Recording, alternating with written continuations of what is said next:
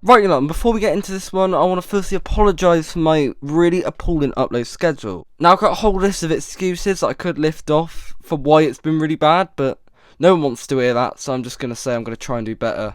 Maybe. Probably not, actually.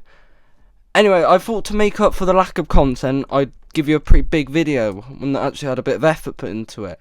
Now, just shy of a year ago now, I did a video where I ranked every single Disney film at the time, which was 61, and that was really fun to do, and it also got me a lot of views. Let's be honest, that's the main reason I'm doing this. So I thought, how can I do it again without just doing the same video? And I thought, let's do the sister company, the right-hand man to Disney, and arguably at points better than them, Pixar. And I'll tell you, this one was a lot easier to do because, A, there's a lot less Pixar films, only 28 compared to the 61, so pretty much under half the amount I had to do for the other one. And also, I think the mean quality of these films tend to be better. I think the lows of Disney are nowhere near on par with the lows of Pixar. And the overall mean quality of Pixar films is a lot higher than the mean quality of Disney films on that list. So, I think this one was a lot more fun for me to do overall. In my opinion, Pixar is still the best animation studio. They're a company that always just kind of push limitations. They are never really a company that play to the lowest common denominator. They make bold and ambitious films. They've really defined what is the family movie, and I think that's really important. And everyone knows that the peak of Pixar was from 1995 to 2010, where they were almost flawless. I think the modern era of Pixar is still really solid and still very deserving of praise. The ex-leader of Pixar, the story is an absolute miracle. They were so determined to technologically do the impossible, and they did it. Now every company just uses CGI, even the terrible ones. Like, even Skydance are doing that crap. But at the time, it was groundbreaking. And going through these films in order, which I think was the best way to do it, you see the growth in animation quality and certain things like humans improved over time. Now, like with all of the rankings that I've done on this channel, they are solely subjective and only based off my opinions and not any kind of objective statement. So I think you got to keep in mind, I'm a 17-year-old white guy from a small, tiny village, so I think that's the important thing you need to keep in mind. I love debate and stuff, so get in the comments if you disagree, the takes you don't like. Also, I don't want to see people asking where Planes films are. They're not Pixar. Thank God. If they were on this list, they'd be probably dead bottom, both of them. They're that atrocious, so yeah. So let's go almost for 30 years of history, 28 films, and let's get on with it. Aston, I'm sorry some had to be in 28th, some had to be last. Let me cut to the chase, it's Lightyear. Yay. I know that's a really weird way of spelling Cars 2, isn't it? No, honestly, I think Cars 2 has been dethroned, you know? Like, everything I said in the intro, like praising Pixar, and saying how they were a company always striving to make creative new stories, well, that just went out the window completely. My biggest criticism with Lightyear as a film is it's so dull and lifeless.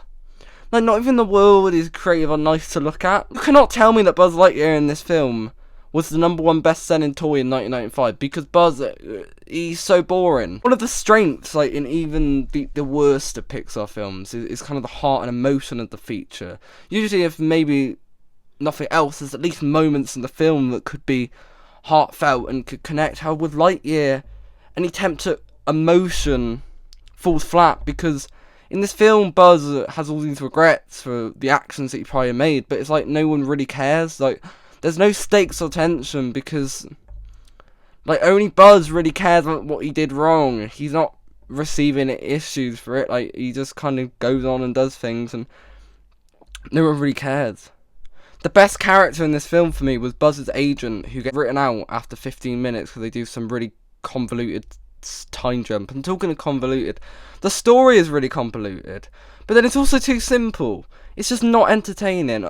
I've seen a lot of people say that Socks, the kind of animatronic cat character, the best part of the film, and yeah, they're the best character, but I didn't find them that funny, to be honest. It didn't work for me as much as many other comic reliefs in Pixar films. But honestly, for me, the worst part in Lightyear is the character of Zurg. He's introduced way too late in the story, out of nowhere, to be much of a threat, and also it's just such a bad twist. I don't think anyone liked this twist. Like, even other twists in films, like something like the Bellwether or Hans twist, there's like two people who defend it. No one defended this twist. Like, it just didn't work. It didn't make sense. His motives were terrible. Why couldn't they just made him his dad? It would have been so much easier. Just do what the original trilogy of Toy Story did. I don't get that element. Honestly, like, as a film, it's probably not even the worst three Pixar films. Like, I think the three films probably above this are actually worse as films. But I think this film has no impact on me. I don't get angry by it like other films because it didn't have any potential really to be any good. I saw people saying it had promise. I never liked this concept. I knew it was doomed, and it's just like whatever. But it's better than Home on the Range and Chicken Little, so I'll give it that. 3 out of 10.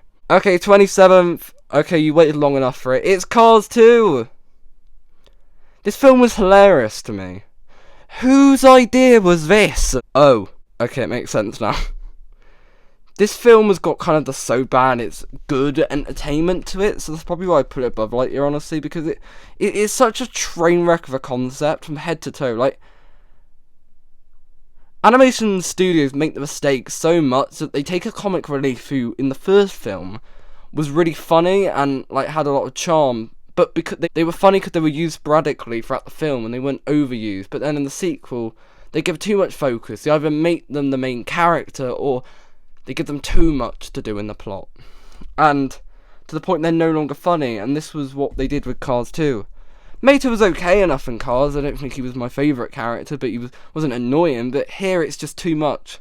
He's not a compelling enough character to carry a film, and you can't take him seriously. There's like some so-called emotional scene in the film when Mater realises that everybody sees him as a joke, and it's like, you can't force this moment. It's not earned. It falls flat. The worst part is that you're going to do a film with the comic relief of the main character. At least make it quite funny. But the humour is just juvenile. It's obnoxious. And at times it's just too lazy. Like, the jokes are not on the level you'd expect for Pixar. The plot here is also actually ridiculous. Like, this film is so aimed at children, but yet the plot is so complex. And, there's no reason for it to be. Every character is really stupid as well, like the IQ. And I know in films there's got to be kind of a certain IQ to the characters because you kind of usually work stuff out before them. But, like, how are these so-called spies convinced that Mater is a spy for so long? It's ridiculous.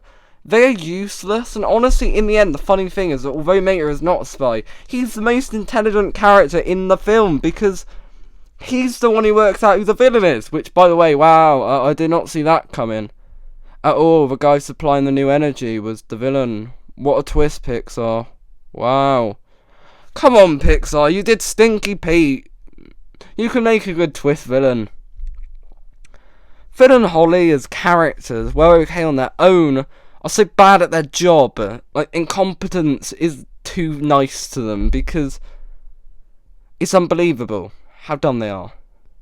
I've not even mentioned Lightning McQueen yet. I've already done 80% of this section. I've not even mentioned the main character of this bloody trilogy, so his arc is just weak in this one. He's sidelined in the film. Yeah. Honestly, if this film was about him having to fight between staying with his friends at Rusty's or chasing to be better and getting the new latest greatest fuel, whatever it was, and then having to leave his friends and go behind them only to change his mind in the end, it would have been a better film. Still wouldn't have been great, but it would have been better than this. The only thing this film has going for it, as well as it's the animation. Absolutely stunning. Like, all the cities that we get to see in the film. I just think this film was too safe and too childish for Pixar. Like, they've really defined what a family film is, and this was hilariously bad. It's kind of funny that this was the way that John Lasseter went out for his Pixar directing history, although that's quite funny. Okay, I'm giving this a 2 out of 10, even though it's better than Lightyear, but I'm just putting it above because I find it funny.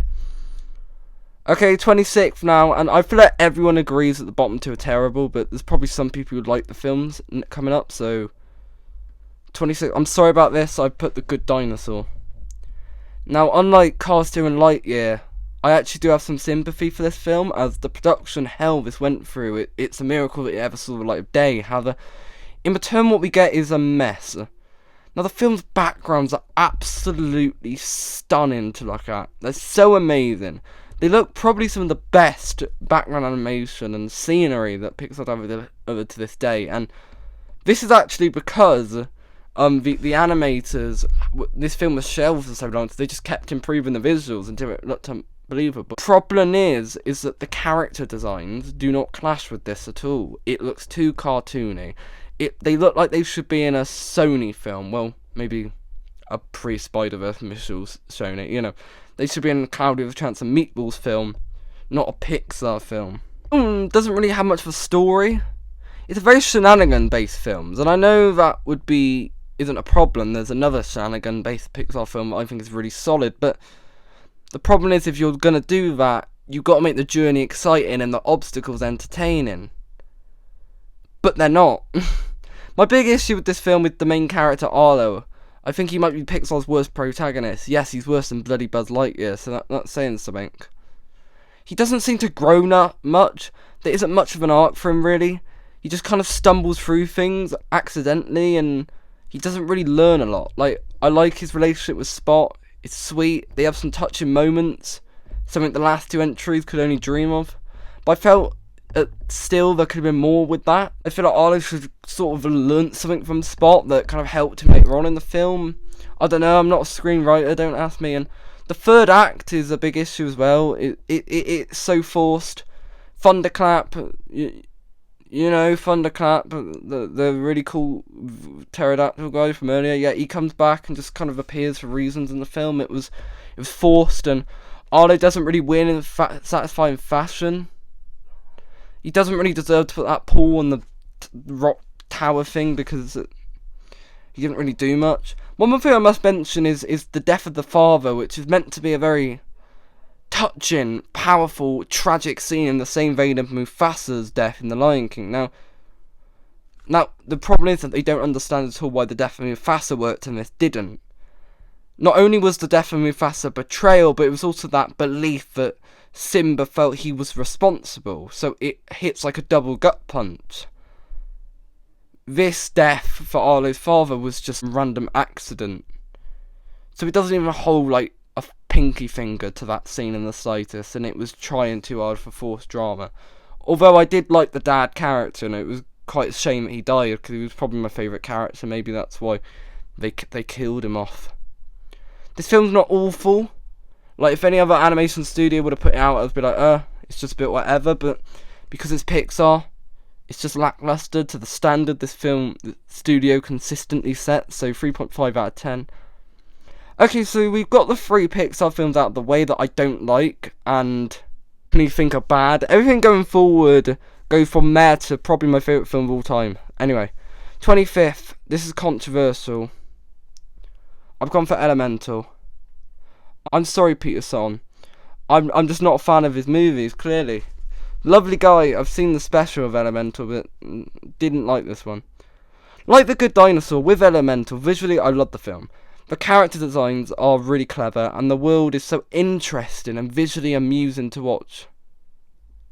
I just wish the story and characters were a bit more like this. Now, this film clearly has a deep personal connection to the director. This film was meant to be a metaphor for a family of immigrants moving to a different culture and receiving, you know, the expected discrimination, unfortunately. However, not only does this metaphor not really work for fire and water, considering they actually harm each other, whereas in real life different cultures don't and shouldn't.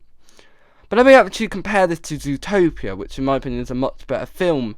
The metaphor there definitely had its issues. However, in that film it was clear that villains were on both sides, and as a society everyone had to change here. Here the fire parents are just clearly here the fire ones are just the clearly racist ones, whereas the water people are all quite accepting. We don't see discrimination enough to warrant the anger of the fire father. Also, where are the earth and air people in this? Are they not discriminated? Are they just whatever? Why is it only fire getting discriminated? It makes the metaphor work even worse. Earth and air don't even play much of a role in the film, so what's the point of them even being there if they just ruin the message?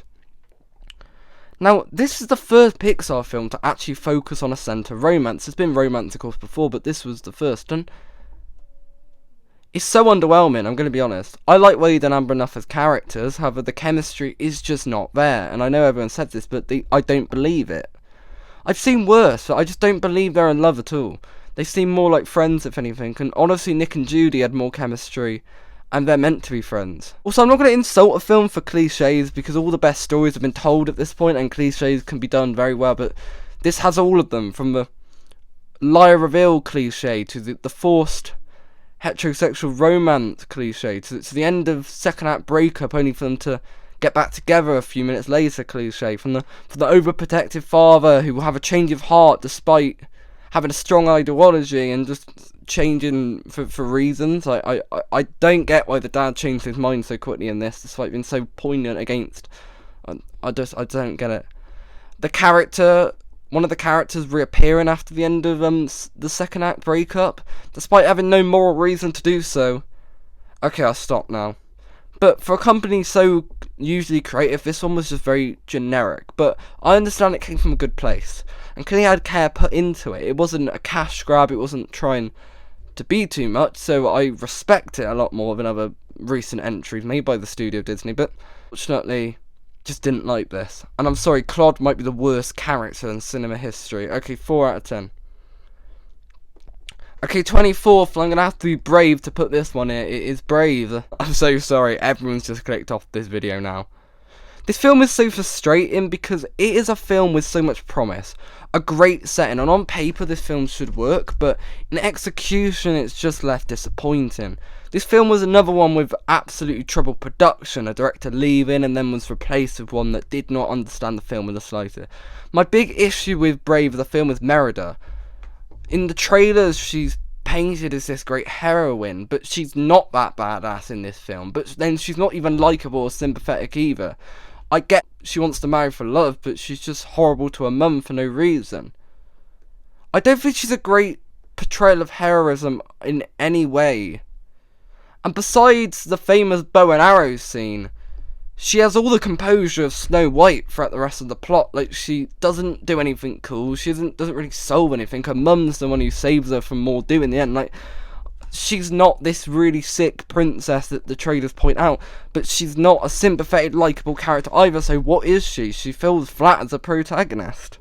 Also, I wish the relationship between her and the mother was stronger, and I'm sorry, I don't believe that reconciling happening as quickly as it did. They were fighting just hours before. I feel like it's ridiculous. I do like the bear angle in this film. I love seeing Eudora having to evade the bear-like tendencies as she battles staying herself, in contrast to Mor'du, who's a bear who's completely far gone with no hope left. I love Mor'du actually as a villain in this film, because as a presence and a threat and as a contrast to Eudora, he's fantastic, which, although he's underused, I think he serves his purpose fantastic. Another element underused, I feel like, which is probably the most interesting element in the story, is the wisps. I feel like it's something that really should have been explored more and doesn't, because it's really interesting. I think the witch is fantastic as well, and I love her way of talking. I love the way she kind of prints around, the way she's animated. Everything about her is fantastic, but she doesn't get that much focus. She's also the main character in the Pixar universe, if you know what I mean.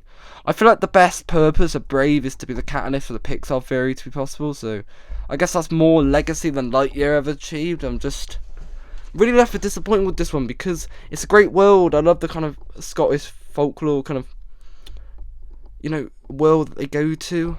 I like a lot of the characters in this one, but I just think so many things are not developed enough, whether it's the clans, the main character, the main emotional heart of the film. And for Pixar's first and only princess at this stage, this was disappointing. Okay, 23rd now, and I know some actually really won't like this. I feel like now we're getting maybe a bit controversial, I don't know. Is Cars. I feel like Cars as a franchise was kind of due from the start. Well, not really, because I guess it's Pixar's most successful franchise in revenue and sales, but the concept of the film Cars, it's just bad. It's our world, but it's Cars. Wow. And you could say, well, the Toy Story films are just toys. However, in the Toy Story film, those films are all about being toys, and throughout the fourth film, they answer the questions that you would ask or you'd associate with the idea of being a toy and if toys could come to life. The first film, what happens when someone gets a new toy? The second film, what happens with adult toy collectors and what happens when kids grow up? Third film, the reality when a kid does grow up, and also like daycares and getting donated, and can toys die? The fourth film, what happens with lost toys, and you know what I mean? The environments, these films are places that you would expect to see in toys. Everything is about being a toy, and the rules of the universe are clearly established, and the unanswered questions are answered. For example, we know the toys can't interact with humans, although one toy did, and we saw what happened when a toy does interact with humans, with Sid, for example, and I could go on for ages, but in Cars, we don't get that. What's the point of them being cars? They race, sure, but it could just be a film about race drivers, because this film is a celebrity car going to a small town and learning to be a better person and learning to be humble. What purpose does him being a car add to that storyline? If anything, it would be better if it was a human. I feel the same way kind of about Elemental as well, which is a point I should have brought up earlier. It also brings so many questions. Can cars reproduce? Because there's kid cars in the film. How were they made? How are cars born? If cars are made and born, can they die? Can you drive a dead car? Can you drive one of the cars in Cars? Do they have drivers? Probably not. Do they have organs? Because Lightning McQueen has a tongue. This universe doesn't make sense. It's just lazy. The film isn't 100% terrible, however, if we get past the ridiculous concept. I think Doc Hudson, played by the late Paul Newman, is the standout of the film. I love how he kind of slowly grows to Lightning and reveals himself as time goes by. And the race actual sequences are fun and enjoyable, and the ending is very touching and a good way to get out. And as a petty rival, I absolutely love Chick Hicks. I think he's so entertaining. My big flaw in this film, besides the concept, is Lightning himself. He's so unlikable and impossible to root for, and I get that's kind of the point and that he grows out of it, but I feel like that arc could have been done so much better. It's hard to get behind, and the fact they made Owen Wilson an unlikable character is quite an achievement, really. The other characters are fine. Mater is okay. I never really emotionally resonated with Sally too much, despite her sad backstory. Doc Hudson was the only real character who really spoke to me, which is a shame again, because he died, sadly, or at least the actor does. This really felt too easy for Pixar. And this was like the first one that felt it was really directed just at children and was a cash grab. It's got its moments, but overall, even as like a small child, I never really enjoyed this one and found it quite dull. So I'm gonna go 4.5 out of 10. Okay, 22nd now, and I feel bad for this, but it's A Bug's Life. Okay, this film's okay. We're getting to the okay films now. It is not bad, but it lacks the emotional power and immersion of the greatest of Pixar. After Toy Story was so bold and ambitious, this felt very safe and basic, especially in comparison to what they would go on to make in later years. Let's start with the standouts in this film. I absolutely love Hopper as the villain. In the little screen time Hopper gets throughout the film, he has this whole hold over the film. He only has 2 scenes in the first half, but his presence lingers. You may say he's taken down too easily, but that's kind of the point. He's a manipulator who gaslights the ants into believing they're lesser, even though they outnumber the grasshoppers. He's got this aura, I'm sorry to use that word, to him. But he's also a villain filled with fear, that the ants will overthrow him, and he'll go to any means to stop this. I love his deep-rooted insecurities and how they're played out, and reality shakes him throughout the film. To be honest, it's not really surprising that Kevin Spacey was such a great villain. Comedy that is delivered from the circus bug is another high. They do carry the film, and although I do think there's too many of them, so we don't really get to know them all, they do steal pretty much every scene they're in. My personal favourite being Francis. I like his little arc going on with the kids. I think it's so brilliant. So what's my big problem with this film? And that, I hate to say, is it's the lie reveal plotline. Not that we get the lie reveal, but how it goes down. I think the fact Atta turns on Flick like that and exiles him is just ridiculous. She has no alternative plan. Flick was desperate, and it's not like even he knew the truth from the start, so I felt it was very harsh, and it just felt pointless and contrived because he comes back anyway. Why don't they just go along with the bird thing? But no, they have to have this sad second act. I didn't like it how that played down. I thought it was very, and maybe at the time it hadn't been done a lot in animated films, but just watching it back, I hate how it went down there. So overall, this one's just a bit underwhelming. As time's gone on, it definitely holds up, but it lacks the ambition, I think, of the later Pixar films. I've gone 5 out of 10 for this one. Okay, last of the 20th now, and 21st, I've gone for Cars 3. I really don't like these films, if you could not tell. But congratulations, Cars 3, you are the best Cars film. Get a fucking medal, mate. Anyway, because well being the best, it's still just a bit okay, mediocre. The best thing this one does is just it deletes Cars 2 from existence. Like, the useless Finn and Holly are just gone without a trace in this film, and I find that quite funny.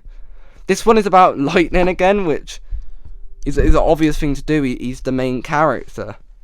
This film's teaser trailer was absolutely hilarious. Anyone who thought Lightning McQueen was actually going to die is a bloody idiot. But it's probably the best teaser trailer I've ever watched, so well done, Pixar. This film plot makes sense, realistically. Time skip to an older Lightning, not be able to compete with the new generation of cars, and him having to come to that reality that he's not going to be at the top level anymore. And then passing that torch in the end to Cruz Ramirez, a female racer. God, if this film came out today, there would be a culture war about if women and men are equal in the car universe when it comes to racing. Then what's the point of cars having genders? Do they have genital? Oh God, can you see why I don't like this franchise? It doesn't make sense. I like Cruz, although I find her rise to being better than Jackson Storm in just a few days a bit insane. But her arc is okay. She's an entertaining character and she plays off Lightning well throughout the film. So it's alright. This film is also a very nice tribute to Paul Newman, and it's nice they honour him. However, they don't explain how that character died. We know in real life why he's not in the film, because obviously Paul Newman sadly passed away, but it's not actually explaining the universe. And again, cars can die then, I guess. I hate Jackson Storm as well as a villain. He's so generic and he doesn't even have an entertaining presence. Overall, this film is a pretty, just alright sports film, which, for me, is better than the other two, but still not far from the best of what Pixar's done. But please make this one the last one. I don't need Cars 4, please. Okay, 5 out of 10. Moving on. Okay, we're in the top 20 now. And I would hope I've not said anything too controversial so far. I know that there are people who like Cars and A Bug's Life, probably even A Good Dinosaur, but I think even they would admit films have flaws and could see my opinion. But in 20th, I'm sorry, I put Incredibles 2. Now, this was a sequel that fans waited 15 years to see, desperate to see how The Incredibles fought the great Underminer. The fight was crap, by the way. Anyway, I'm sorry this was just a letdown. It's not horrible, and I think there's actually one or two things that they might do better than the original at points. However, I really didn't like the film this direction has. In this one, we see Helen doing the superhero work while Bob stays at home. Something he's really annoyed about, and he never apologises for just completely dismissing his wife. He doesn't understand that this is the best avenue for superheroes to become legal again. So he's just salty, which I think is just kind of regression of his character, to be honest. A guy who literally learnt in the first film to put his family before his dreams of reliving the glory days, and I hate when sequels regress characters, so I didn't like that. Honestly, the Bob side plot, well, it's entertaining, it doesn't really do much. It doesn't evolve the characters much, besides Jack, of course, who now has power, and any scene with Jack and using his powers are some of the bestest scenes, and very entertaining, especially the fight with the raccoon, which was in every trailer for good reason. Ash is just obnoxious in this one. He doesn't really have much of an arc here, he just can't do maths homework, which, fair enough, mate, I get it, but he could have been written out this film, really, and not much would change. As for Violet, well, it's great to see her have character progression and be more confident. The Tony Roedinger memory wipe storyline, I just don't really like it. I would rather that her and him were together and he knows she's a super and they have to deal with that reality. I think that would have been better, so I don't really like the direction of Violet, although I think she's probably a stronger character in this one. I also wish that her and Void teamed up because it was right there to do and they didn't do it. I feel like, also, The new supers are pretty much a mixed bag, because in design they are really poor, and overall they're just really underutilized. And their powers are just not used to best effect, to be honest. Okay, talking of characters, let's talk about the part of the film that everyone doesn't like. My friend Amber Ray, who of course I did the Disney Rank podcast with, she's someone who really rates The Incredibles 2. But even she agrees that this was by far the weakest part of the film. Evelyn Dever is a terrible villain. Her plan makes no sense. She wants to make superheroes legal just to make them illegal. These really suspicious glasses. Oh wow, I wonder what's making the supers go mad. Wow. All because her dad didn't go to the very obvious safe room. It's not the superhero's fault that your dad was an idiot, mate. I'm sorry. It's a over-the-top, dramatic backstory that is just not compelling, not needed, and also, how were the superheroes meant to get there in time? He should have gone to... Another thing that needs to be said, and while I like the bike sequence earlier on and Elastigirl's first fight with the Screensaver, the climax is very underwhelming, especially compared to the great one in the first film. I know I've been very negative to this film, but it does have a lot of very nice, like, small, intimate dialogue scenes or moments. It's not a terrible film, but it pales in comparison to the first, and there's just a lot of things in the story and script that make this a 5.5 out of 10 for me, and not quite as good. I think they rushed this. It was meant to come out in 2019, they bumped it a year forward to push back Toy Story 4. This one needed more time. Okay, now let's move onwards to 19th. Okay, 19th, I've gone for Onward. You've definitely clicked off after that bloody joke. Onward is a weird film. It's a film that for 2 acts is mostly underwhelming, and only slightly really above The Good Dinosaur, if I'm being honest. But a third act is absolutely stunning and is on par with the top 5 on this list. But overall, taking it all into account, it landed about here. Onward is a film that takes place in a magical land of fantasy. However, the world is lost in result to technology's rise. So, because of this really magical fantasy world is really generic and dull. So that makes the quest to be uninspired. I don't love many of the segments here, especially the Pixies sing, which I find people like that scene. I didn't like that section. I just thought they were not very creative as they could have been, to be honest. To be honest, most of the characters are nothing special, really. Like, Ian is your typical shy introvert who has to grow in confidence throughout the film, and Bardi is the typical kind of overconfident older brother he's kind of a screw-up, and he's not that intelligent, but he has a heart of gold. These characters have been done for decades. What makes them work is the voice acting of Tom Holland and Chris Pratt. Even though I hate this like Hollywood celebrities replacing voice actors trend. The best character, ironically, is probably the legs. The amount of personality, honestly, in those legs is amazing, a testament to the animation powers that Pixar has got over the years. But let's talk about this third act. All is lost here, as Ian has come to terms with the reality he won't meet his dad, but he looks at his list and he realises that Barley was his father figure. He just never saw it. And when they bring the dad back, Ian sacrifices himself so Barley gets a goodbye, and oh my god, it's so good. It absolutely saves the film, honestly. Like, you leave the theatre with a good taste in your mouth after this one. Because it's such a strong ending, it's such an emotional resolution, and it's such a good message to, even if you don't have parents, the people around you can take on those mantles, and you don't have to be blood to be family, which I know isn't the theme here, but like, it's the role of a father doesn't have to be your father, and I think that's a fantastic message. But shout out to Dan Scanlon for that ending, but it still has 75%, which I don't like too much, so I'm going to give it 5.5. Okay, I'm not ready to announce why I put in 18th. This is a film that I've seen some people put number 1 on their list. And I'm sorry if this is your favourite. 18th, I've gone for WALL-E. For me, WALL-E is the most overrated Pixar film. The common consensus with this film is that the first half is absolutely stunning, and the second half is just okay. This is a lie. Because we don't follow half the film with just WALL-E hanging around on a wasteland Earth. It's like 20 minutes before Eve shows up, and not long after that they're in space. The axiom, well, visually impressive, is so underused, and the characters we meet are not interesting. I guess that's the point, because humanity ironically has become like machines, with robots now showing more humanity. But like Onward, this doesn't make engaging storytelling, because all the humans are really boring. This was a film that didn't need a villain and climax, and Otto as a villain is so forgettable. He's a villain so void of personality, who's in direct contrast to the free thinker Wally, as he shows the utmost refusal to invade his programming. I like that element, but there's just too much forced drama. The action is too dramatic, and it clashes too heavily with the tone. They go too far of what the first half kind of was simplistic and sweet.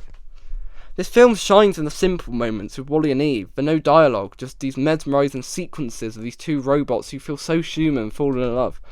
Wally's so sweet as a character, and Eve challenges him and excites him. It's fantastic to watch, and honestly, if this was a 45 minutes Pixar special on Disney Plus, I'd like it a lot more. I just think there's too much filler, pointless action, over the top, not likeable characters, so just a bit like Brave overall for me, where it could have been so much better. Overall, it's a 6 out of 10. Hey, 17th, and are you ready to find out what it is? It's Finding Dory. Again, I need to stop doing this. Okay, this film isn't as good as Finding Nemo. That's not close. But I think this film is very harshly criticised. I think this film managed to do what Cars 2 hilariously failed to do, and that is give a, quotation marks, comic relief character the leading role. And I think this was the right decision. Dory's a more multi-layered and complex character in this one compared to the first. Watching Dory slowly remember things as trying to find her family and her drive is so fantastic. That scene when she thinks that they're dead is so anxiety-inducing and so well put. To see her just fall through those pipes and then she finds those shelves, it's such a solid arc and it's amazing. I love this film's take on disabilities. You know, in the first film, Dory's disability was for the most part played for laughs, although Dory was definitely a competent character. It was usually the butt of a joke. In this film, Dory and most of the new characters here are shown to be disabled, but they're still shown to be like any other fish and are able to achieve impossible feats, things that never deemed possible for them due to their predicament. Although, apart from Gerald, although he does get the last laugh at the end of the film, so, you know, I mean, it doesn't really matter. I love Hank. He has this whole ideology and belief that he can't get back in the ocean, but through the film he changes his mind through the pressure of Dory. And I love Bailey and Destiny. They're very entertaining addition to the cast. They feel natural. I remember all the new characters here. Like, how can you forget Becky? Come on. Marlin doubts Becky, but she's always delivered. You know, disabled people have these issues, but can achieve things not projected through their own might and own will. And it isn't a hindrance. And although they have these issues, they can still power through it. It's harder for them, they can do it. And that's what I love about this film. The main criticism of this film, I feel like a lot of people criticise the ending of this one, which is crazy. It just, as crazy as it is, it sort of works for me. And come on, for what we know of the Pixar universe, animals are always doing these strange and abnormal things. Many point out that Marlin and Nemo get unfortunately sidelined in this one. They feel like an afterthought. However, they still do get their moments with the Seals and Becky, but I agree that their storyline pales in comparison to the Dory one. But one criticism that I don't like in this one is that Marlin is reversed as a character and he's just overprotective again. This guy lost every child bar one and his wife. He then travelled the entire ocean dealing with sharks, jellyfish and birds. And he finally gets his life back together. And then he has to cross the ocean again. And has to bear all of this again. I feel it's fair that he still has these traumas and anxiety, even though he got past that. I think that's an unfair, over-the-top criticism. That's another point. Like, how is it so easy to cross the ocean again? I like that they don't rehash the first, so I'm kind of glad they crossed the ocean quickly. However, it just seemed way too easy. Something that was like constantly life-threatening in the first one was just a 2-minute scene. And honestly, it makes sense that Marlin would still carry this extreme anxiety and apprehension about every mood. It's even a plot point in this film that he wants to be more like Dory, the person who changed him and made him do all these crazy stunts consistently in the first film. And without Dory, he doesn't really know how to be reckless. So I hate that criticism of the film. And I feel like that's one that is overblown. So overall, I think it's not perfect. However, I feel like there's a lot to like here, and there's a lot of things, and it has a really good message and heart to it. So I'm going to go 7 out of 10. 16th, I don't know if this one's controversial either. I've gone for Luca. This is the most simple and straightforward film for me. But unlike A Bug's Life, which doesn't have very grand stuff going on, it doesn't even have this stupid lie reveal plot either. Well, it could have easily done a lie reveal plot, but I'm glad it doesn't. You know, Julia doesn't feel betrayed when she finds out they're sea monsters. She understands, and she just kind of feels for their safety, and that's why they have to go. That's what these films should do more of, honestly. This film is just so charming. It's just two young boys who just want to get a Vespa. It's simple. It's refreshing, honestly. The Italian aesthetic, it's so gorgeous. The characters are so charming. I love Luca and Alberto. I feel like together they really do have chemistry and they work. And they have that kind of second act breakup, which I normally hate, but I feel like it kind of works here. They're kids in this tough situation, and it's understandable, but there's kind of difference in opinion in their maturity, and, you know, Luca wants to go to school, he's naive, and Alberto knows that he can't. One thing I must talk about with this film is kind of the queer subtext rooted here. There's a lot of gay tension, allegedly, in this film. And I hate to say it, but I get how it coincides with the metaphor of kind of masking, hiding themselves in a town who can never accept them for who they truly are, and I get that.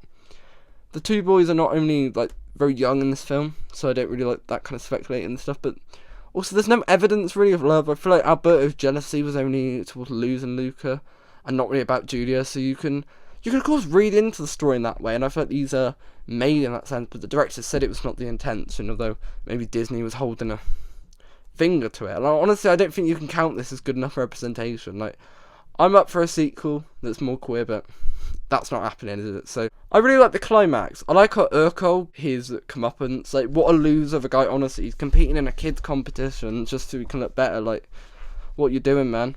I have two issues with this film. I don't get why Luca, Alberto, and Julia are not a team. In the end, it would have been more thematic, I feel. Also, it's very unrealistic how quickly the whole town instantly accepts the historically despised sea monsters. A better ending would be if some did and some didn't, but it was showing that not everyone's going to accept you, but as long as you have people that care for you, it's okay. Honestly, Luca's a really sweet film. It's a really fun 90 minutes, so I don't really think anyone could really hate this, but maybe it lacks the complexities and has a few issues that holds it back from the best of Pixar. Okay, on to the top 15 now, and it's probably the most divisive Pixar film. Toy Story 4. Okay, first of all, because someone's going to bring it up, I have seen the Game of Magic 13 6-hour video of Toy Story where he decides to bash every frame of the film. Now, somewhere in there he does have a few good fair criticism, but that makes up about 15% of the video. The rest is it's just exaggerated nitpicks, absurd claims of gaslighting, and unneeded bashing of the director, and just a misunderstanding of Woody's arc. This film should have been called Woody, honestly, and I think it would have been better received. The other toys are mostly sadly sidelined in this one, kept in a van, and Buzz Lightyear is the only character who has a prominent role in this one. By far the worst part of this film is the Buzz inner voice thing. It's just not funny, is it? Like, it makes Buzz look stupid when he was historically the most intelligent character throughout the trilogy, probably. So I don't really get that. It wasn't funny the first time they kept it the whole. It was just awful. However, Woody's arc does make sense, and Game of Magic and most haters of this film don't like the ending. They believe that Woody would never abandon a kid or his friends, and that it's character assassination of the highest order, even though he almost did abandon his friends in the last one, and he almost abandoned Andy in the second one. Come on. Okay, Woody upheld to the ideology throughout the three films that nothing meant more to him than serving a child, but in this film, through Bo Peep, an ex-lover, he sees a different side to life of the toy. He gets his beliefs challenged. Woody sent generations, which can be implied in the second film because he's a family toy, serving children, serving Andy, probably Andy's father as well, which is also implied in the film, serving Bonnie. You know what, like, why can't he go have a life with the woman that he loves? And also, Bonnie and Woody were never like but Woody and Andy, and I know you will argue that Bonnie did a U-turn on Woody, but she'll probably U-turn again. But, like, for once in his life, can he be selfish? Like, Buzz can see it, and he's not the one who makes the decision. It's Buzz who makes the decision, honestly. He already lost Bo once. He wants to see the world. He's been challenged, he's changed. He's realised there's more to life than serving a kid. It's a different life he can live down. And he was always reluctant to leave Andy for Bonnie. It never felt like he was fully invested. I'm just scared for the 5th film, which is now being announced, where they probably just go back on this and wreck on it. So both Toy Story 4 haters and Toy Story 4 lovers will probably hate the 5th one. So that's awful. But I think Woody's arc is thematically well done and is a good progression of a character. People change and they grow as they get older, and I feel like Game of Magic 13 doesn't get that. But that's just my opinion. I have to respond to that review. I'd love to do a video going through every point he makes. He goes on this whole ridiculous section in the video about Jessie and how one moment of her hyperventilating ruins her entire character progression, when it makes sense. People will still hyperventilate even after battening. Like, it's just ridiculous. I do like the new additions here, although I wish the old toys were used better. Forky well raising a few questions about what it takes for a toy to come to life. It's nowhere near as bad as, well, Cars. I really like how he's almost mentored by Woody and has taught the reality. Key and Peele's are, as Ducky and Bunny, are the best, obviously, comedic element. I love all the scenes. I love the pointless scenes where they fantasize about beating up the woman. It's just quite funny. Although I don't really get their motive in the film, to be honest. They seem desperate to be one and have a kid, so why not just go with Bonnie? It would make more sense. Gabby is really clever, actually. She's not a villain, she's just desperate. And that scene when she finally gets Harmony and she rejects her, it's heartbreaking. Only for her to get this lost girl. It's a great arc and a subversion on what you thought she'd be. She's sympathetic, but she still makes mistakes, more out of desperation. She's more of an anti-hero.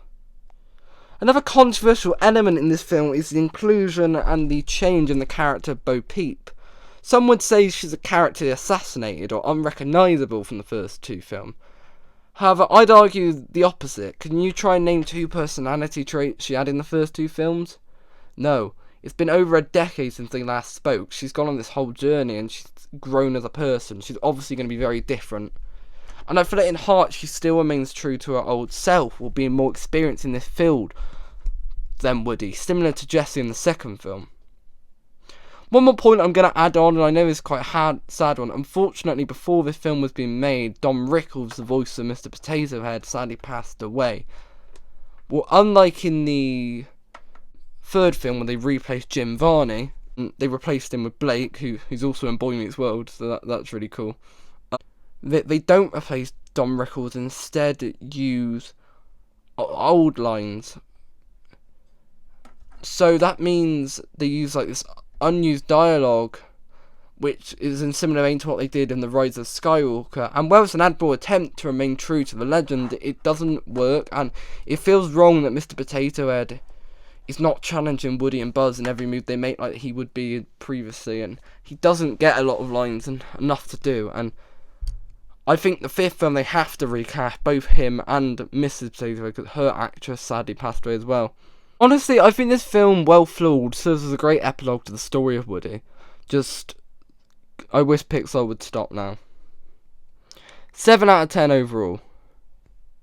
Okay, 14th now, and this one may seem like deja vu. I've gone for Monsters University.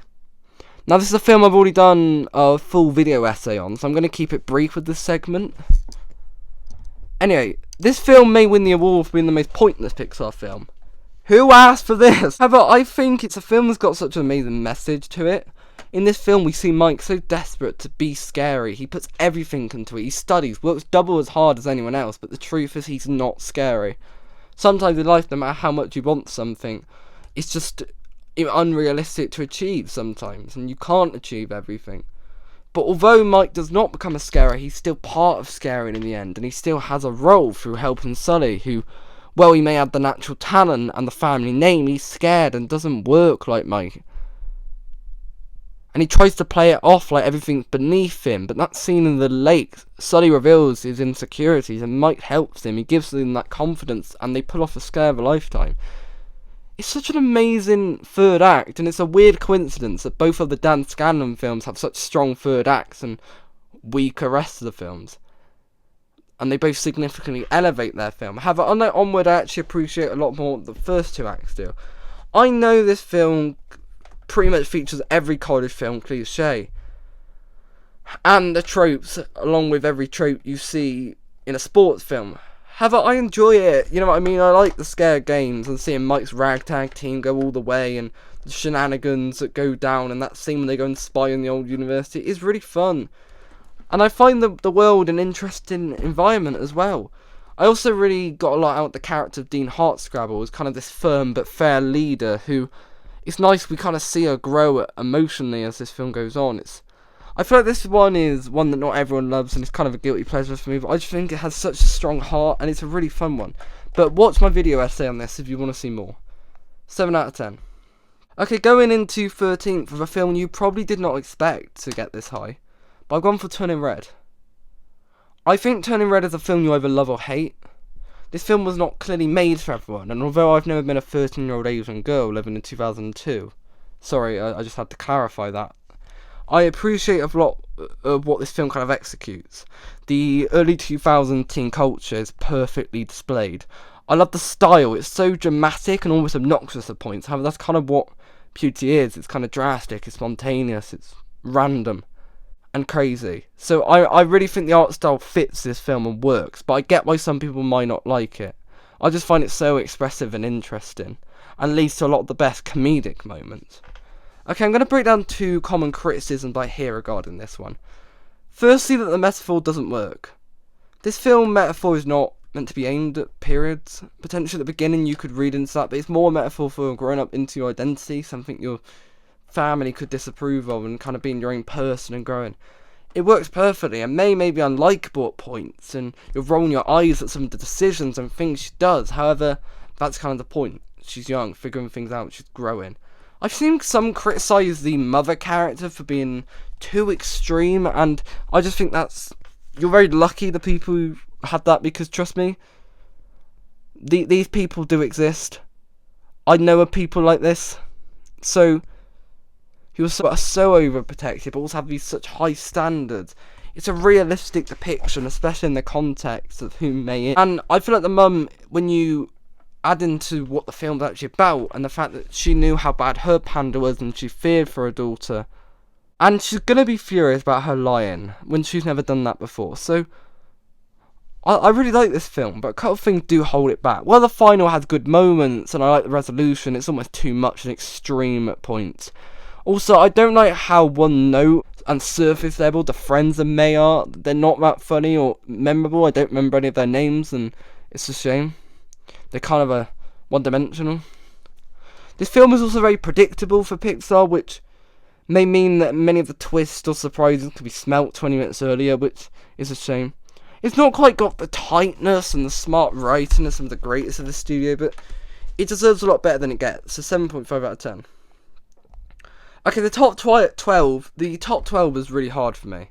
We're now into 8 out of 10s and above, so it's hard. But if you were to tell me at this point that any of these films are your favourite, I couldn't really argue with you too much. I wouldn't really laugh at you. I hate to do this. 12th, I've gone for Up. Now, Up is one of 3 animated films to ever be nominated for Best Picture. And when I think it's good, I think there's some Pixar films that way more deserve to be nominated than this one. Up is a film that most people tend to have the same view on. It's at the first 10 minutes as we watch this beautiful begin, middle and end as a couple go through all trials and tribulations, that they may not have always got what they wanted or achieved their dreams, but they had each other, they made so many moments and they loved each other. No words, just a beautiful sequence of events leading of course to the tragic death of Ellie in the end. And we see in the future a broken man feeling he's wasted his life, he's on the verge of losing his house. It's beautiful, it's stunning, it's truly everything. And then the rest of the film is an old man and a Boy Scout and this talking dog trying to protect a rare bird from Carl's childhood idol. Well, they're looking around a house with thousands of balloons. Quite a tonal shift, isn't it? You know what, on rewatch I really enjoyed the second half of this film more than I thought. I actually really like the relationship between a man and this kid. The kind of the banter and the rapport they have, but also the heart, as it's kind of like he has this son that he could never have due to Ellie being infertile. And as ridiculous as this plot gets, I kind of have a good time watching it. Carl's arc is great. He realised his life was not a waste, and that him and Ellie's life was more happy than he thought, despite they never made it to Paradise Falls. He finds this new responsibility in Russell. I liked Charles Muntz. He's kind of a classic don't meet your heroes case. You get his desperation. You get why he needs this bird, but he's also mental and will do anything to achieve that goal. He's so great as a threat. However, I do feel that he was kind of wish that he was better built up. He's kind of added on very late into the film, and his turn to evil is very quick and kind of drastic, but he serves a great role in the story. It's just so charming and so fun. This film also contains one of the best openings in Pixar history, so when it's the weakest of the Pete Docter Pixar films, even though it's a fantastic collection, it's still such a solid film. One more thing, I don't like Doug. I'm going to say it. He's annoying, doesn't add much. Bit like the nostalgia critic. Sorry. That's not very nice. And unfortunately, like the whole thing with the dog collars and Alpha, I never really got behind it, even on rewatch, but overall, it was a really fun experience, and this was a lot higher than I thought it'd honestly be, because it was better this time around. Maybe because I was watching some of the bad films, this one, because it was from such a strong era, I maybe gave it less credit. Okay, just outside the top 10, and honestly, when I was putting this whole list together, I'm shocked that this got 11th. It just really illustrates strength as company when Monsters Inc. is in 11. This film is such a beautiful and fun picture. This film's concept is one of the best, and unlike Cars, them being monsters is the whole point. They're scary creatures who must scare humans to keep their city powered.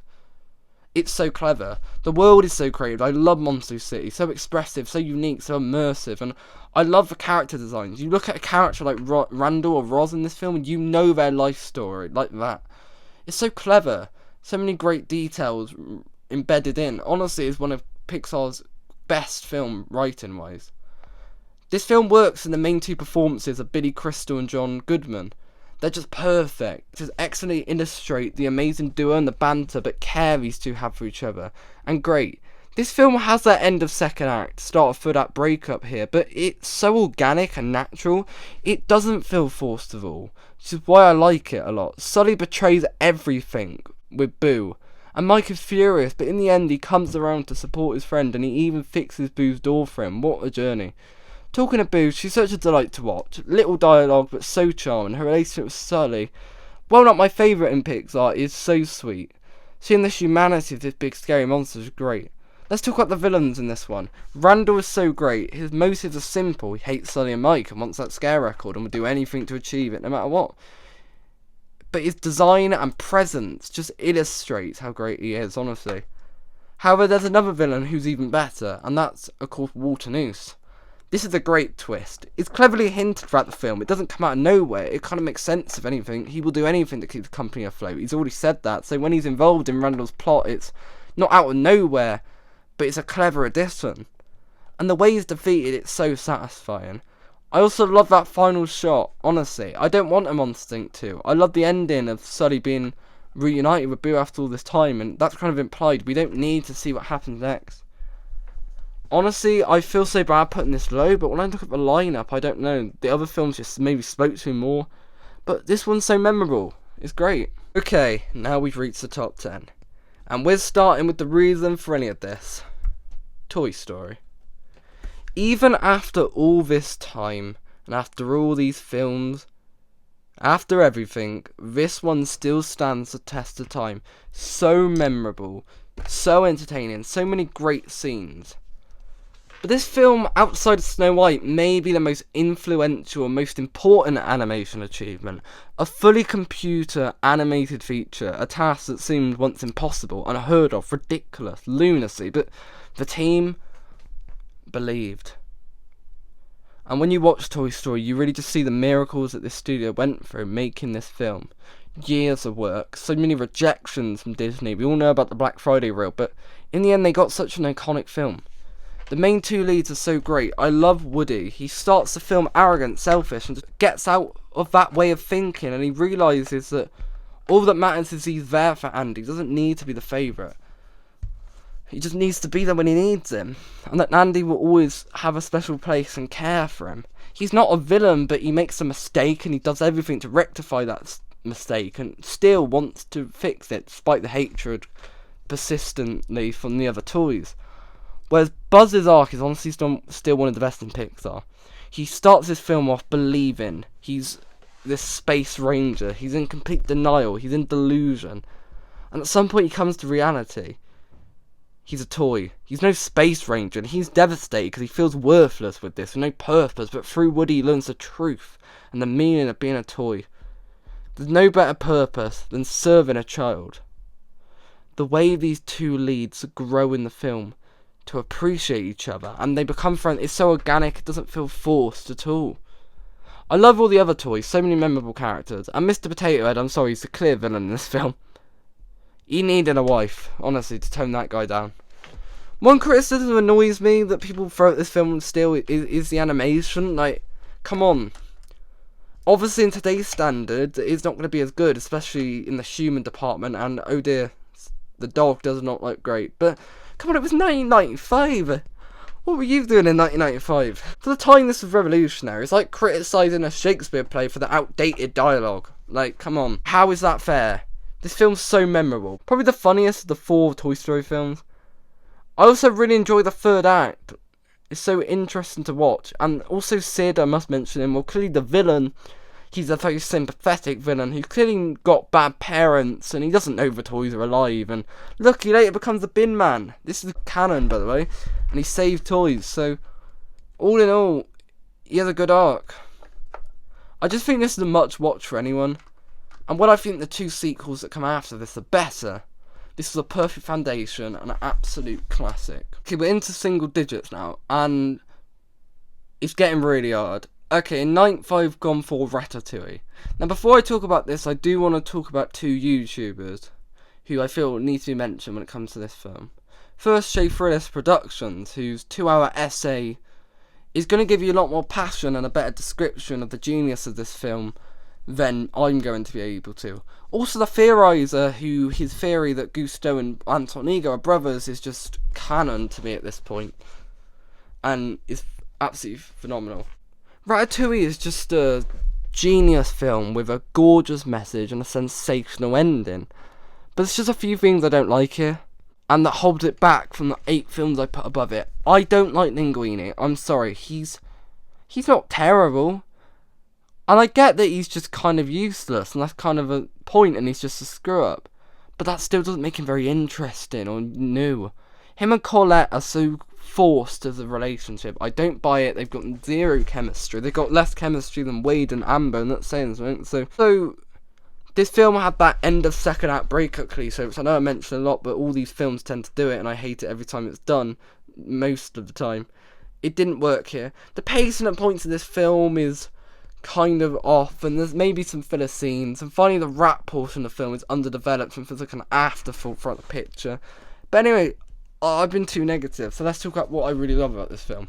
I love Remy as a character. He's so relatable and human, despite being a rat. Only Pixar could honestly tell a story like this. Like, it's so bizarre, so weird on paper. But what I love about Remy is his relationship with Linguini and how they communicate. It's just such fascination. Like, it would be so easy to just make him talk to him, but they don't do that. It makes for such an interesting dynamic. Let's talk about the antagonist Skinner. I love him so much. He's so memorable.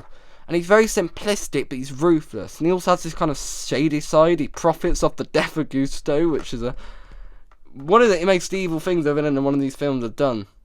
Anton Ego, well, not a villain. He's definitely an obstacle. I love that character. I love how he's kind of a commentary on critics. You know, he's a harsh critic, but through this amazing dish, he's taken back to his childhood, and we see humanity to this very wooden guy. And that final speech and address, and he realises that his words don't mean as much as the dedication of any of the cooks as well. He doesn't believe that anyone can cook, but he believes a great chef can come from anywhere. Wow. Absolute chef kiss. Sorry, I need to stop doing this. Well, this film's flawed. I love the ending. I love so much about it. It's great. 8.5 out of 10. 8th now, and now it's really getting hard. I need to stop saying that as well. I've gone for the most recent Pixar entry, and that will be Inside Out 2. I'll be the first to admit that I was worried for this one, because the original was a film that clearly had places to go. However, the track record of Pixar sequels is not great at all. However, when I saw this one in the cinemas the other week, it far exceeded the expectations that I had. This film does what a great sequel should do. It takes the first and it builds on it. It goes in a new direction. I love and appreciate elements of this film so much. I love how they don't regress Joy in this film, like they do in other Pixar sequels. Looking at you, Incredibles 2. She still respects sadness in this one a lot, and has clearly grown and kept that developed from the first one, but now must go on a new journey to grow even further.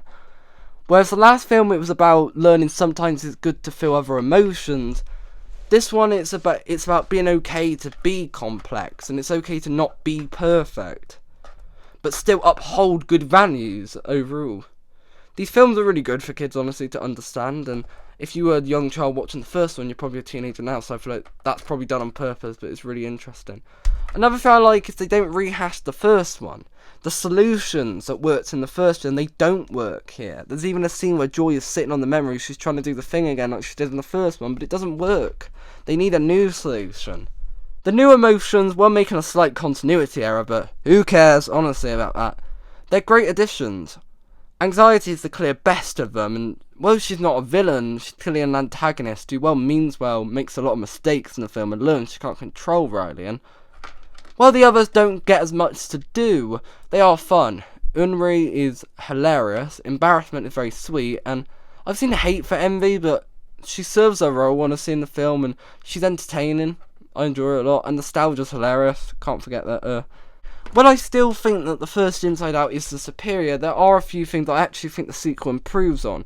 I think the 5 emotions are more complex, especially fear and disgust. They get more to do and contribute more to the comedy. And fair play to Tony Hale and Lisa Laperio, who do fantastic impressions and are just as good as Bill Hader and Mindy Kaling. I also like that the emotions, the main 5, don't just show their emotion. Like, we see anger showing kind of sadness, and joy, we see joy showing sadness in the film. Like, they're more layered as characters. I also think Riley's story is actually better and more interesting in this one. They don't do the obvious thing of making the cool girls the bad characters. Val is very likeable throughout the picture, and she wants to support Riley. Her journey is a lot more interesting, I feel, this time around. The only reason I put it below the first film is 2 things. Firstly, I felt in the first film the journey was better laid out and more concise, to be honest. It's still good here, but not as good. And unfortunately, the emotional moments were not as strong in this one, unfortunately. It was a hard bar to hit because of how good the first one was and the weight that they held. However, this one was the funnier of the 2. Maybe nostalgia plays a role in it, because I was perfect age to watch the first Inside Out, so I don't know.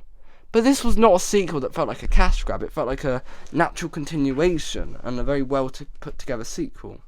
Okay, in 7th, I hope you remembered about this, because it's Coco. Okay, first off, if I hear one more person say, Disney ripped off the Book of Life, I am going to scream. Honestly, what do these 2 films have in common besides the Day of the Dead holiday? Never seen anybody calling every cheaply made Hallmark Christmas film a rip-off of the 1898 classic Santa Claus. Okay, so we're on the same page. Anyway, Coco is an absolutely beautiful and stunning film. I really feel like a broken record in this ranking, because I'm just saying the same things about all these films, but they're amazing, aren't they? Coco could be a film that seems cliche, but it isn't. The film isn't about a family that just hates music due to trauma, it's about fixing and mending a broken generation. The twist in this film is so well done and delivered. Ernesto killed Hector and took all his songs and became Mexico's biggest star and the idol of our hero Miguel. He's the reason his great-grandfather died. It's heartbreaking, but it works so well. What makes it worse is Hector was going back to his family. It adds so much layers to the story. It's a brilliant twist.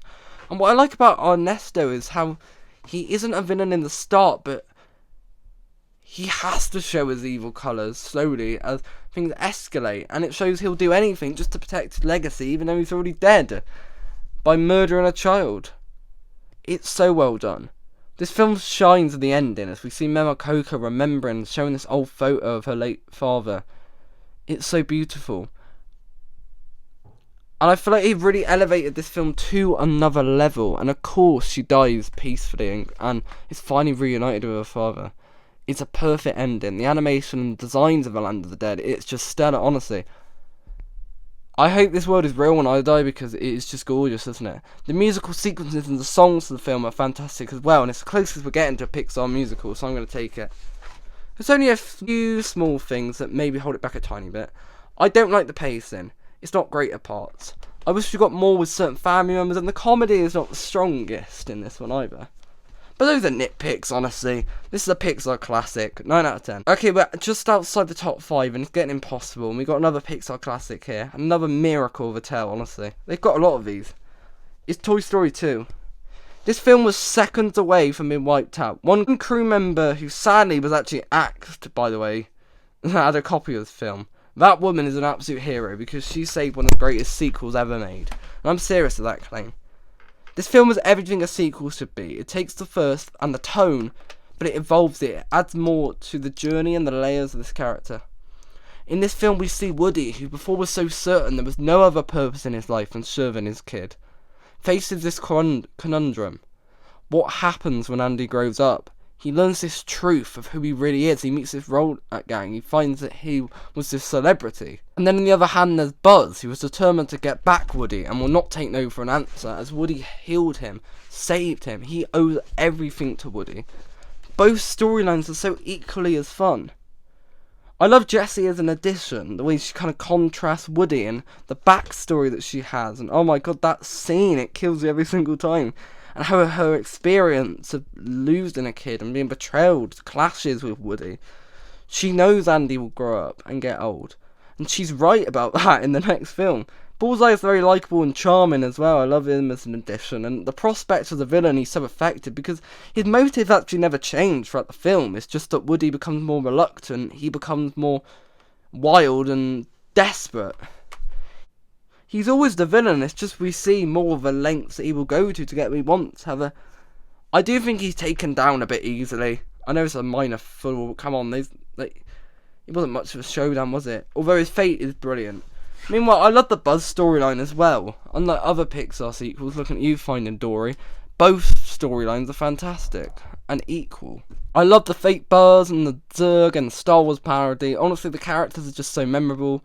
I never get tired of so many moments in the Buzz storyline, like the traffic cone scene. Also, anyone who feels bad for Al at the end shouldn't. He stole from a child. I know it must be gutting what happened, but he had it coming, come on. I love the emphasis on broken toys as well, and how, that's something we didn't talk about in the first film. And I know broken toys, they get binned, don't they? Also, as well as donating toys, it brings new elements and answers the questions that you'd ask. I'm not bringing up Cars again, I'm not doing it. Anyway, this is such a strong sequel and one of Pixar's best, and still I like 5 films more than this. 9.5 out of 10. Okay, we're into the top 5 now, and this might be a lot higher than you actually originally thought. It's Soul. This film is probably the most adult Pixar film. Watching this one on the same day as Lightyear was strange, bloody hell. This film is about life itself. The meaning of life is so deep, so artistic, so memorable. This film follows Joe, this down on his luck musician. He pulls a 1 in a million gig, his dream, but he dies before it happens. Joe is so focused on music, it's all that matters to him. He's shut off life, fixating on what he believes is his only reason to live. However, through 22, a soul, not sure of her purpose, entertaining Joe's body, is able to experience the things we take for granted in everyday life. All the joys, the goods of life. Joe never took a moment to appreciate these things because he was so honed up and focused on music. The body swap, honestly, in most films would just be a pointless and not very funny, desperate attempt of humour, but here it has thematic purpose and so many layers. The barbershop scene in particular is so excellent. I love when Joe finally plays that big gig. As good as it feels, he feels kind of empty because now what is there left to do? He just does it again? What? This was everything he dreamed. Enough, and he still has more to do, and there's more for him through the student, which is a plot point I wish that got more focused, but I really like it. I love the end, ambiguous it is, but I'm glad that Joe gets a new shot because now he can change and be a better man, and it's satisfying in a way. I also love the animation. Seeing the evolution as I watched all these films over 2 weeks was just magical. Overall, Pixar's most probably adult and mature film, and it deserves so much credit. It may not be as memorable as the other films, but it's so fantastic and so articulately written, so I'm going to put it 5th. Okay, 4th, and it's getting even harder somehow. I've gone for Inside Out. This film was an absolute saviour. After Cars 2 and Brave and then Monster University, people felt Pixar were done at the top level, although Monster University is a classic, as I've established. Inside Out absolutely saved Pixar so much. It's just such a genius concept. Honestly, Pete Docter's really good at this, I realise. The emotions in a person's head. It's genius. The film is so great. So any age can watch this. It's okay to feel different. Emotions. You can't be happy all the time. And it's great to show that everyone who watches this film will say that Joy is the villain. But the thing is, that's kind of the point. She's not a villain, but she's flawed. She's naive. She thinks she's the most important and that sadness only hurts Riley, but she goes on this arc and grows as a person and must accept sadness. If anything, anger's more of the villain than her. He's the one who has the more villainous moments. I love Bing Bong, not only the design, but the fact he's so memorable. This arc, his denial that he has this future with Riley, and then that death and acceptance. It's just amazing as he realises that Riley is actually getting older and it's past him. It's heartbreaking, but it's realistic, and he's not even mentioned in the sequel, which adds even more weight. I'm glad they don't bring it back. There's so many great emotional scenes in this one. I love the scene at the end when Riley breaks down to her family, but she's happy that they are there. It illustrates that difficulty that changes portray for everyone of any age. It's beautiful. I love the world, whether it's the dream world or the imagination land. The jokes are also consistently great. I love seeing inside the parents' heads. That gets a laugh every time. I also love sadness of the character. Not only is she perfectly portrayed, but the film goes on, we see she has this intelligence, and she constantly discarded Joy until she realises that way of thinking is wrong. And the other emotions in the film, while not as complex as the main two, are still memorable and entertaining for their own reasons. These characters are so iconic. So overall, Inside Out is so well constructed, so clever, and it's just amazing. It's the best of this post kind of 2010s Pixar. 9.5 out of 10. Now it's time for the top 3. You may disagree with this, but I love Finding Nemo so much. This film, you could argue, doesn't really have a plot. It's more shenanigan based like The Good Dinosaur, with only one motive really going on: find my son. However, unlike The Good Dinosaur, and unlike what I heavily criticised it for, every obstacle and every character these two characters have come across is so iconic and adds something, whether it's Bruce and his sharks, the hilarious School of Fish, the iconic jellyfish scene, the hilarious sea turtles, or the terrifying whale sequence. Every scene is packed with so much weight and character. This film's heart is amazing. The film's opening... Funny story, as a kid, I couldn't watch it. My mum would have to skip it because it's so horrible. We watched Marlin lose all but one of his poor children and his wife, as he becomes this overprotective person, and he promises to never lose Nemo. Of course he loses Nemo, due to his own overprotectiveness. And he must rectify this major error. He crosses the entire ocean to fail him, but he fails. He thinks Nemo's dead, he gives up on everything. But then, Nemo finds him, and he realises he's growing. He can trust him now. It's such a beautiful, brilliant arc. And although Marlin is not perfect in the end, he grows on the adventure. He teams up with Dory. She's great in this film because she's the total opposite. She's got a recklessness to her. She forces Marlin to do things and challenges him in ways that he wouldn't dream of. He has fun and helps him let loose in moments. She's so likeable and entertaining, and she's never annoying. She's a great addition.